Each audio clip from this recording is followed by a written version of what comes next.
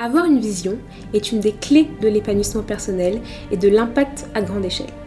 Dans ce podcast, nous parlons de vision dans le but de chaque jour vivre en alignement avec les nôtres. Je suis Rachel Rickson et ma vision est d'être actrice de développement sur le continent africain au niveau de l'autonomisation de la femme, de l'entrepreneuriat et du digital. Abonne-toi à ce podcast pour écouter les épisodes hebdomadaires. Je te souhaite une très bonne écoute. Hello les visionnaires, j'espère que vous allez bien. Si ça ne va pas, recevez ma joie, je vous sens vraiment plein de joie. Bienvenue dans ce nouvel épisode de podcast. Aujourd'hui, on parle de vision et ambition. Quel est le lien entre le fait d'être ambitieux, ambitieuse et sa vision? Commençons. Alors, premièrement, définissons un peu qu'est-ce que l'ambition. L'ambition est définie comme un désir ardent d'obtenir les biens qui peuvent flatter l'amour-propre, le pouvoir, l'honneur, la réussite, etc. C'est aussi défini comme un désir ardent de posséder quelque chose, de parvenir à faire quelque chose, ou encore le désir ardent de gloire, d'honneur, de réussite sociale. Donc déjà, dans les 3 différentes définitions que j'ai trouvées, le terme désir ardent revient à chaque fois. Ok, donc vraiment, dans ambition, il y a cette partie de désir ardent, c'est-à-dire que c'est vraiment quelque chose que tu veux. Et puis, il y a la partie plutôt honneur, donc désirer quand même l'honneur, voilà, la hauteur des choses élevées, la réussite. Et souvent, l'ambition est assimilée à l'orgueil. Je pense que c'est parce que, des fois, les personnes assimilent le fait de désirer quelque chose de haut, de désirer la réussite, de désirer les honneurs, c'est être orgueilleux ou c'est une forme d'orgueil. Moi, je suis pas tout à fait d'accord avec ça et c'est pour ça que parfois il est mal vu d'être ambitieux. Je suis désolée, mais dans le monde francophone, que ce soit en France ou ailleurs, dans le monde francophone, il est souvent mal vu d'être ambitieux. Il est mal vu d'être ambitieux, il est mal vu de désirer des choses trop hautes, surtout quand on vient de loin, entre guillemets. Et moi, je trouve ça dommage, tout simplement. Je trouve ça dommage parce que pourquoi est-ce que ce serait problématique de vouloir évoluer dans la société? Pourquoi est-ce que ça serait problématique de désirer le pouvoir, les honneurs? Après, je pense qu'il faut le faire pour les bonnes raisons, toujours. Et c'est là que pour moi, c'est important d'équilibrer l'ambition avec la vision, parce que le tout n'est pas d'être juste ambitieux et de désirer des choses importantes juste comme ça. Je pense qu'il faut vraiment le lier à la vision, dans le sens où on va utiliser notre ambition au service de notre vision. Les ambitions que nous allons avoir vont être en lien avec notre vision. Et généralement, la vision n'est pas égoïste. La vision doit être liée aux autres. C'est quelque chose qui est large. C'est pas quelque chose qui nous concerne uniquement nous. Et donc, on peut utiliser l'ambition au service de notre vision. Quand on a une vision, à différentes phases de celle-ci, on doit forcément développer de l'ambition. C'est-à-dire qu'on doit avoir un désir ardent de quelque chose. On doit avoir le désir ardent de justement parvenir à l'accomplissement de notre vision. Et c'est là qu'est pour moi le lien vraiment fort entre l'ambition et la vision. Donc pour moi, être ambitieux, c'est important. C'est important parce que on va dire que c'est le seul élément, je trouve, c'est le seul concept qui vraiment englobe cet aspect-là de désir ardent de quelque chose de haut. Et donc souvent, dans notre cher monde francophone, une personne qui est considérée humble, donc l'opposé de l'orgueil, c'est une personne qui souhaite vivre modestement ou qui souhaite juste vivre avec, avoir une vie simple, etc. Également, l'autre lien entre la vision et l'ambition, c'est que lorsque tu as une vision mais pas d'ambition, souvent tu vas pas viser haut. Vous l'aurez compris, j'associe vraiment l'ambition au fait de viser haut, à la hauteur. Et donc justement, si tu travailles sur ta vision, mais que tu n'as pas d'ambition, donc tu ne souhaites pas viser haut, bah tu vas viser bas. Ou tu vas viser ce qui est atteignable, où ta vision ne va pas être grande. Et je pense qu'une vision doit toujours être grande. Parce qu'on a toute une vie finalement pour l'accomplir, pour devenir ce que nous devons devenir, etc. Donc autant se donner tout l'espace nécessaire pour devenir tout ce que nous devons devenir, accomplir de grandes choses, faire des œuvres qui vont vraiment impacter la vie de milliers, de millions, de milliards de personnes. En tous les cas, on n'arrive pas là où on n'a pas visé. La réussite n'est pas un hasard. Si vous pensez qu'il y a des personnes qui ont réussi par hasard, observez les habitudes qu'ils avaient au quotidien. Parce que parfois les gens ne se rendent pas forcément compte, mais les habitudes qu'ils sont au quotidien ou dans leur vie les conduisent à une certaine réussite. Maintenant, comment devenir ambitieux? Parce que, bon, on ne naît pas forcément ambitieux, certains si, d'autres non, mais je pense que c'est quelque chose qui se développe, comme tout. Comment devenir ambitieux? Je pense que ça passe beaucoup par l'entourage. Ok, ça passe beaucoup par l'entourage et souvent le vécu. Des fois, on entend des histoires de personnes qui vont dire oui, je viens de la rue, etc. Et c'est le fait d'avoir grandi dans la rue qui a fait que je voulais m'en sortir. Je caricature un peu, mais des fois, voilà, c'est le vécu qui fait que t'as tellement envie de t'en sortir que ça te pousse à être ambitieux, à viser haut, parce que tu veux pas revivre les mêmes situations que tu as vécues en grandissant. Je pense que c'est la majorité des cas. Souvent, c'est vraiment l'histoire qu'on a vécue qui fait que nous sommes ambitieux ou non. Ou alors, c'est ce qu'on nous a transmis. Donc, dans le cadre familial, on nous a transmis certaines valeurs, et parmi ces valeurs, il y avait l'ambition. Il y avait le fait de viser haut. Dans d'autres cas, il y a aussi le fait d'avoir un rôle modèle.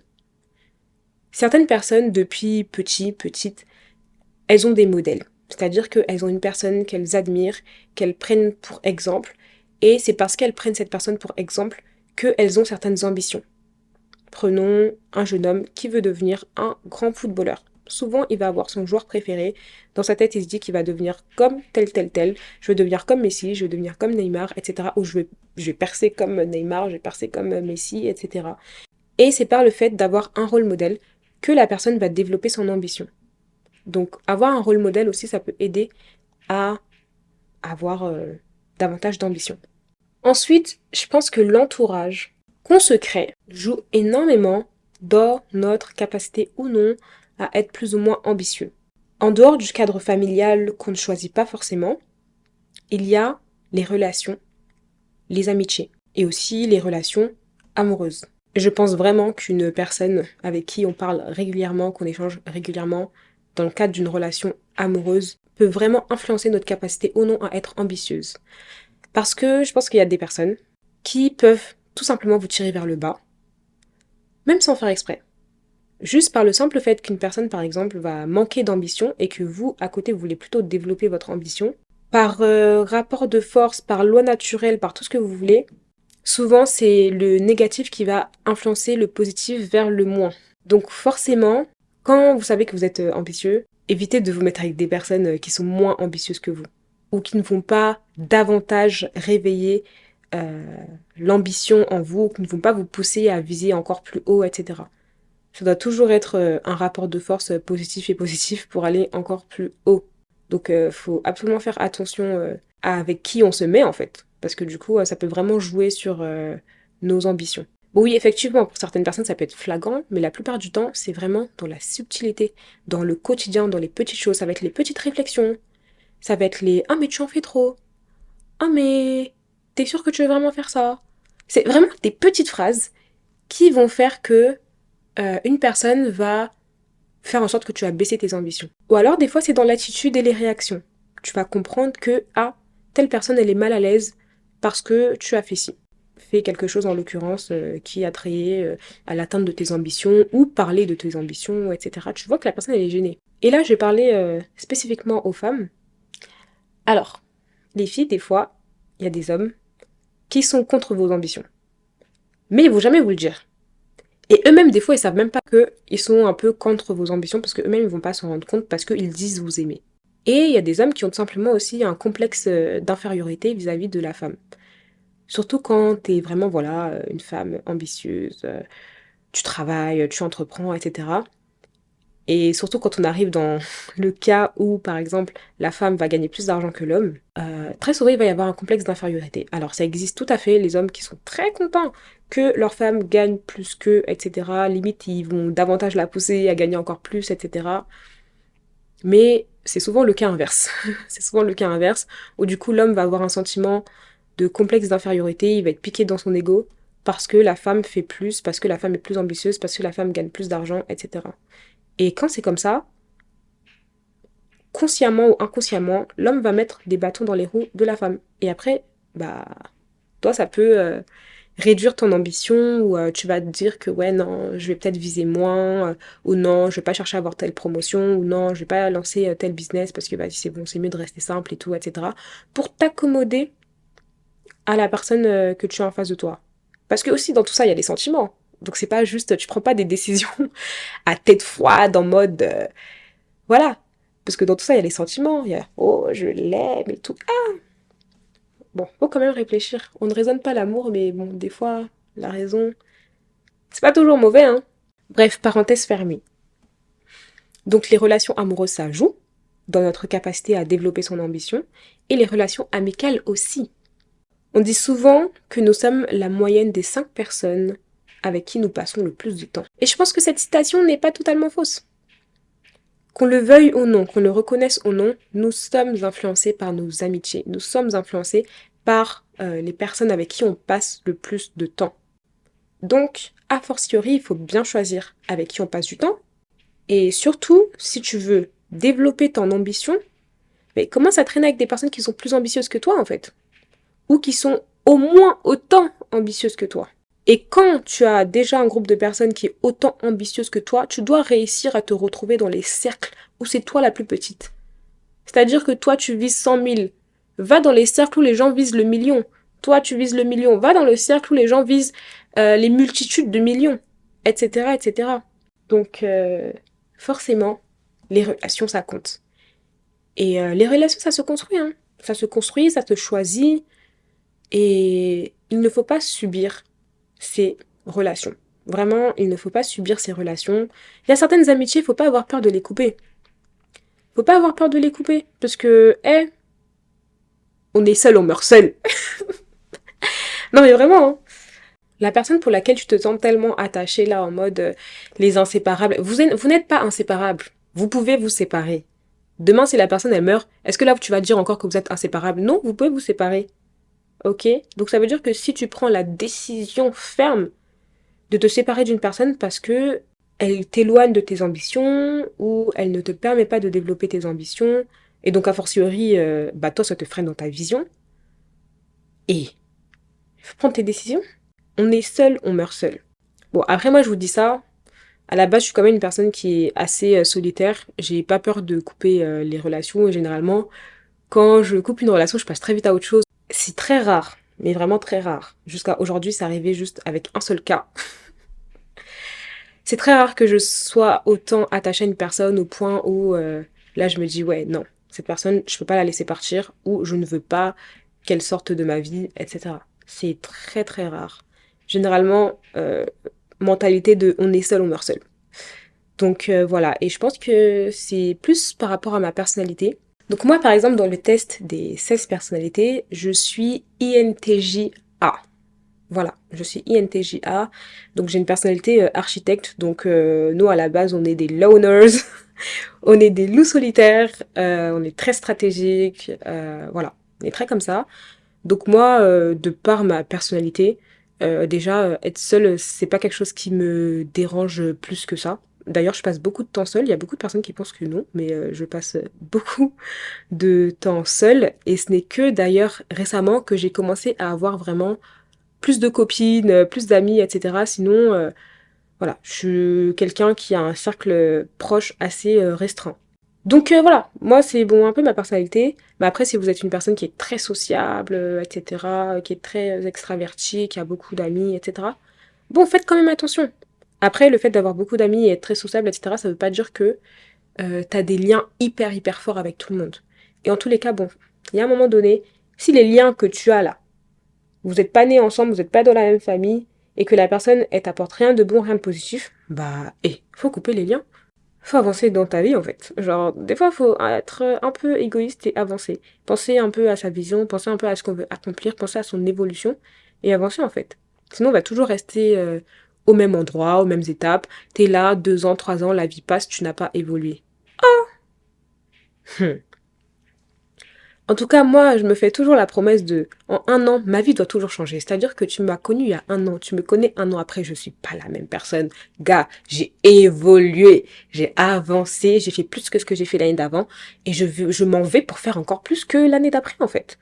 Donc, en un an, ta vie, elle doit changer. Tu peux pas dire, il y a un an qui passe, et genre, tu es au même stade.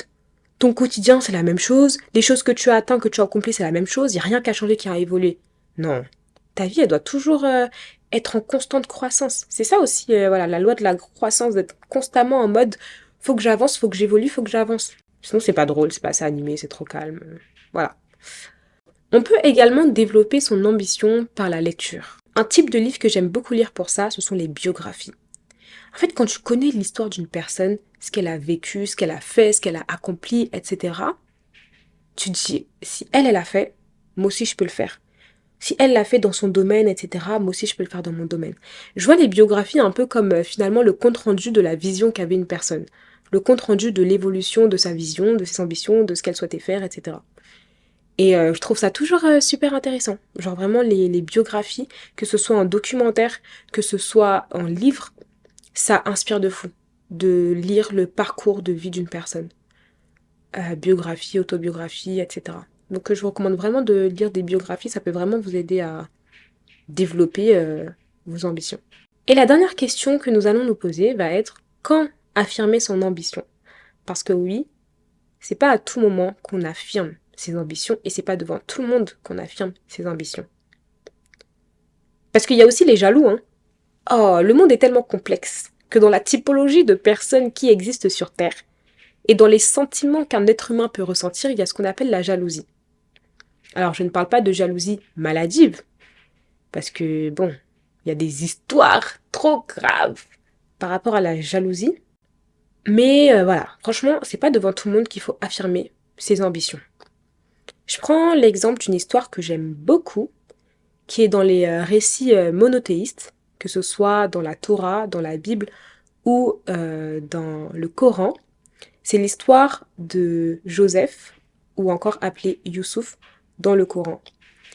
Et c'est l'histoire en fait d'un des enfants de Jacob, ou encore dit Yacoub, qui va avoir une certaine ambition. En fait, il va avoir un rêve où ce sont les étoiles autour de lui qui se prosternent devant lui. Quelque chose comme ça. J'ai plus la référence exacte, mais il a un rêve en gros de grandeur, de gloire. Il a vu dans le rêve que lui là, ça, toi ta vie, ça va être la gloire, les honneurs, la réussite sociale.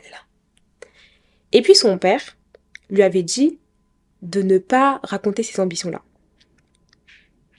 Bon, lui, il l'a fait. Il a raconté à ses frères.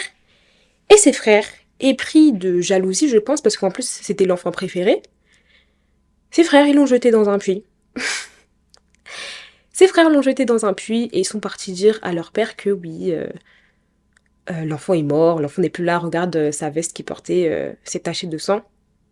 Ton enfant préféré, là, il n'est plus là. Et donc, son père a bien sûr pleuré son enfant, etc. Et bon, après, l'histoire de Joseph continue. Mais voilà les réactions que peuvent avoir les personnes quand tu vas trop parler de ton ambition, quand tu vas trop affirmer tes ambitions.